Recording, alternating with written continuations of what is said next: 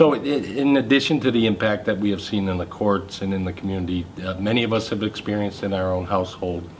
I lost a niece at the age of 32. She struggled for a good 15 to 18 years.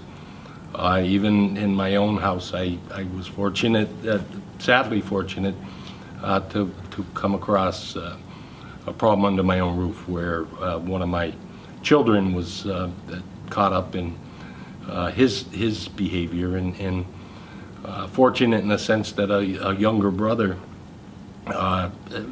more or less told me about it, and I don't think for a while I would have known, and I think it was a matter of months that I was able to step in and intervene on him. But again, he is the child that I'm discussing is somebody that has struggled with anxiety, self-confidence, probably some depression. And I think when I saw the Hilltown Youth presentation in Shelburne Falls this summer, I was struck by it, to think that my son would have been great for this program, and that he would have been a candidate because he is shy and he is anxious, and that's what we heard from some of the young people who discussed their experience, how natural it was for them to be part of this program. They made friends right away, and it was impressive. And I just sat there and I thought of my own situation. And I went home and even said it right to my wife, that it was a program that would have been good for our child, and especially at a younger age when we could have identified him in a high school or middle school age, that he needed to come out of his shell, and it would have helped him.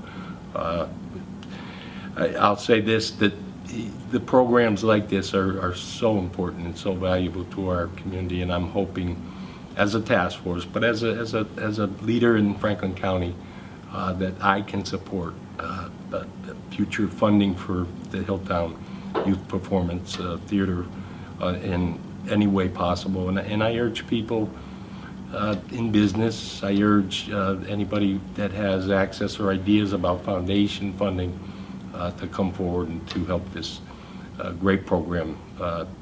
I think we're just at the very beginning of this crisis, and I think it's not going away soon. And I think as we can work to identify younger people when they're in their younger years and expose them to programs like Recovery Theater, that we're going to benefit as a community. We've seen a whole generation that has probably been impacted by this, including families, because it's not just somebody that's using that's impacted. It impacts siblings, it impacts parents, it impacts grandparents. And anything we can do to promote positive programs like this are going to be vital to the future of our community, and for the quality of life of our community to be better as a result.